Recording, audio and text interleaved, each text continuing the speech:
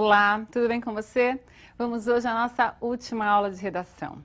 Vamos falar sobre uma questão delicada, a diferença entre gêneros literários. Qual é a diferença entre poesia e prosa? Você consegue delimitar quais são as características de uma e outra? Não é tarefa fácil, inclusive entre os teóricos, entre os acadêmicos, não é? O que se pode dizer que é sempre poema? Fácil. É uma estrutura em que se aproveita apenas parte das linhas e se busca um ritmo. É isso mesmo? Essa é uma forma de você definir a estrutura do poema, mas todo poema traz poesia? Será que a poesia só existe dentro de um poema? É isso que nós vamos buscar agora revelar juntos, né? Vamos tentar entender, não de forma sistemática e pensar que é absoluto, é desta forma e não pode ser de outra. Como eu disse, é questionável. Vamos lá. Ontem, na Via Nacional, um automóvel que ia a 100 por hora se projetou contra um plátano. Os 4 ocupantes do veículo morreram. Muito bem, você viu que a forma é a forma de um poema. Aproveitamento parcial das linhas, centralizado na folha, ótimo. Mas, se nós colocarmos esse texto em prosa, que é aquela linguagem convencional, com frases organizadas na chamada ordem lógica, veremos que não há poesia nesse texto que construímos ali como um poema.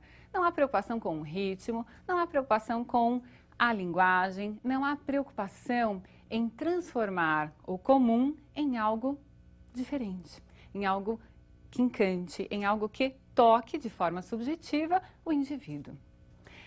Perceba que a poesia traz necessariamente um trabalho de elaboração de ritmo, elaboração na seleção da linguagem, para que se transforme aquilo que poderia ser objetivo e único em algo universal.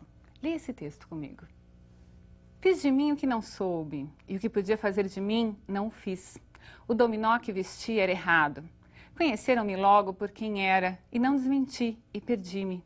Quando quis tirar a máscara, estava pregada a cara.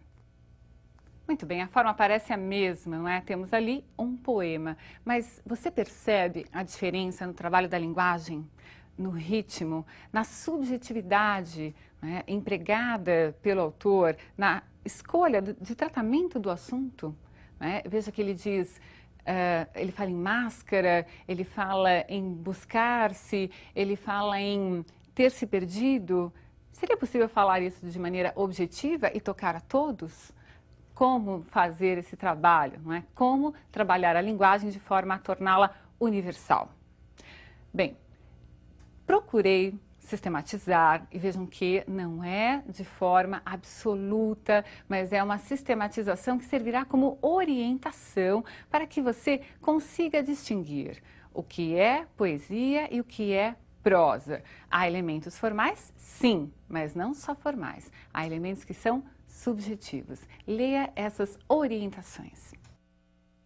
A poesia vai trazer como características expressão subjetiva das coisas do mundo, linguagem elaborada não como expressão gramatical normativa, mas em favor do que o poeta quer sugerir ao leitor.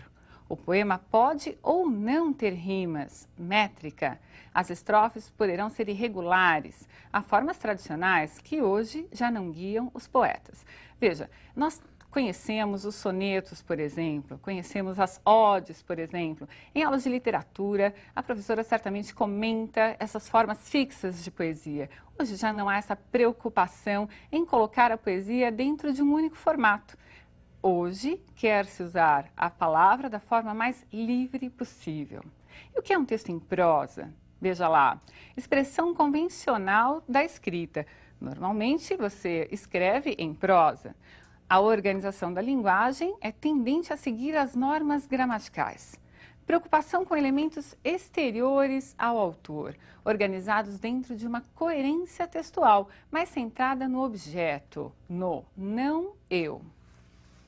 Muito bem, acompanhou aí essas orientações gerais para que você possa distinguir poesia e prosa? Veja, no seu vestibular, o que será pedido será uma dissertação em prosa, porque é muito difícil avaliar um texto em forma de poema, Quando se pede uma poesia, é muito difícil se dizer essa poesia vale 10, ou vale 9, ou vale 8. Depende do efeito que causa naquele leitor. Tudo bem? Então você fará uma dissertação em prosa. É assim que se pede no vestibular. Um outro texto muito interessante é a crônica. E a crônica é um texto em prosa. É um texto não pedido em vestibulares para que você construa, mas há elementos que, se você souber aproveitar, trará para a sua dissertação mais originalidade, mais criatividade. Quais são esses elementos? Você vai perceber que há um tratamento diferente na linguagem. Não há aquela obrigatoriedade do formalismo que a dissertação obriga, não é? Então, tende-se a usar a norma culta, sim, mas na crônica é possível haver o coloquialismo. O eu vai estar presente. As figuras de estilo podem estar presentes. Leia uma crônica comigo. Todos nós queremos ser canibais. Eu ia escrever um artigo sobre o atual canibalismo político no Brasil, sobre o campeonato de denúncias para saber quem é mais ladrão, ao som de procuradores sapateando em fitas como bailarinas espanholas, mas cansei e resolvi ir a Real Thing e escrever sobre o canibal Hannibal, criação luminosa do Anthony Hopkins, agora no filme de Ridley Scott. Cada vez somos mais como ele, no darwinismo social que se instala. Já somos mais sozinhos, mais avessos à compaixão, mais frios. Para sobreviver, precisamos não ver o sofrimento dos outros, a injustiça e a desigualdade. Queremos ser tocados pela graça da impiedade. Daí o fascínio do assassino. Nada mais atraente que a psicopatia elegante. Todos queremos ser como Hannibal. Esse texto é de Arnaldo Jabor. Essa crônica é chamada reflexiva, a partir de um fato real, que é falar de um filme, né? Do novo filme, a continuação do filme O Canibal. O Arnaldo Jabor decidiu falar sobre o canibalismo na sociedade. É uma associação livre que ele decidiu fazer. Há aí comparações, há figuras de linguagem presentes, não é? Nós percebemos que o eu, logo de início, desponta. O Arnaldo Jabor assina o texto e se coloca nesse texto. Essa é a característica da crônica, não ter uma única forma, mas o coloquialismo e o aproveitamento de um fato cotidiano, isso você pode guardar aí como uma maneira de delinear a crônica. Vejamos outro estilo de crônica. À beira de um ataque de nervos. Por que estou à beira de um ataque de nervos? Ah, meus caros amigos, por não sei quantas razões, como aliás, muitos de vocês certamente estão. A primeira é meu ganha-pão, ou seja, os caraminguás que botam em minha conta bancária em consequência de me pagarem para eu escrever e comprarem meus livros. Passo de 8 a 12 horas por dia em frente a este monitor, que presentemente encaro. E sei que não vou conseguir, continuo achando que ninguém vai, cortar os tais 20% exigidos. Creio que vou ter de mudar de profissão, principalmente se fizer um dia quente, porque aí o computador exige ar-condicionado. Deus que me livre de tal transe, porque, então, serão 6 dias de suspensão em castigo por minha irresponsabilidade. Não tanto por causa das crônicas, que poderão mudar de dia de escritura, e sempre haverá algum amigo a cuja casa eu possa ir para escrevê-las. Mas, quanto aos livros, é impossível. Às vezes, só um dia de interrupção pode fazer todo o trabalho desandar. Alegarão alguns defensores da literatura brasileira que, com isso, o racionamento estará produzindo um efeito inestimavelmente valioso. Mas a verdade é que eu tenho de prestar atenção no dinheirinho da feira e as perspectivas não fazem bem a meus nervos. O texto é de João Ubaldo Ribeiro. Você conseguiu perceber como o João Ubaldo Ribeiro se sente à vontade escrevendo aí a sua crônica? Ele está falando sobre o próprio ofício de ser escritor, de ser cronista, e usando um fato cotidiano que é a questão do racionamento de energia. Ele partiu deste fato, mas falou do ofício dele, não é? Ele precisa escrever, ele quer escrever e o racionamento irá atrapalhar na sua no andamento da sua função, do seu ofício.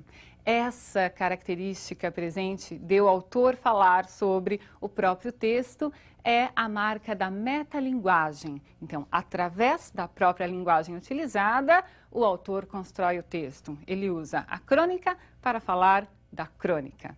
Tudo bem? Conseguiu perceber isso? Vamos ver então mais um tipo de crônica, mais próximo de você certamente. É a crônica esportiva. A partir de um fato esportivo, cria-se um texto. O Brasil desconfiava, apenas desconfiava, mas não sabia, como ficou sabendo agora, que um punhado de filhos seus nasceu com mãos de ouro. Mãos que afagam e que apedrejam, como diria o poeta. Mãos de Maurício, que tecem com dedos mágicos bolas de algodão. Bolas de fogo, Marcelo Negrão. Bolas de ferro nas mãos de Carlão. Bolas de morte nas mãos de Giovanni. E eu que pensava que os meninos da nossa terra só gostavam de brincar com bola que rola de pé em pé, no terreno baldio das peladas. Pois eles acabam de encantar meio mundo jogando com as mãos uma bola arrasadora contra as mais poderosas equipes olímpicas. Texto de Armando Nogueira. Você percebeu, então, aquela característica do aproveitamento de um fato cotidiano, que é o desempenho da brilhante seleção de vôlei, não é? Para se falar de de uma coisa maior, não é? Mais ampla, que é a questão dos atletas que estão por aí na nossa sociedade, né, a serem descobertos. Então, eles assim, no Brasil não há só os meninos que jogam peladas, né, os pés que são de ouro, as mãos de ouro. Nós temos aí também um recurso de estilo. Observe que ele utilizou as mãos para falar dos jogadores, para falar do todo, é a tal da parte pelo todo. Nós já vimos essa figura, a sinédoque, lá em figuras de linguagem, nas figuras de estilo. Percebeu? Então, esse uso você pode fazer no seu texto, mesmo sendo um texto dissertativo. Mesclar a linguagem figurada com a linguagem objetiva pode tornar a sua dissertação mais interessante. Um dos elementos a serem avaliados no vestibular é a originalidade com a qual você trata o tema. E essa originalidade no tratamento aparece também na linguagem que você vai utilizar para elaborar o seu texto. Então, quais são os elementos da crônica que podem escorregar e aparecer na sua dissertação? Um pouco de figura de linguagem, a criatividade. Esse eu falando por si não pode aparecer. A sua dissertação não deve ser subjetiva, ela deve tratar o tema de forma objetiva.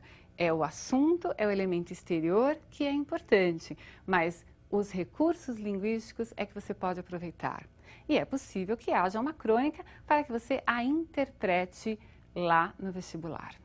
Combinado? Um grande abraço para você e até!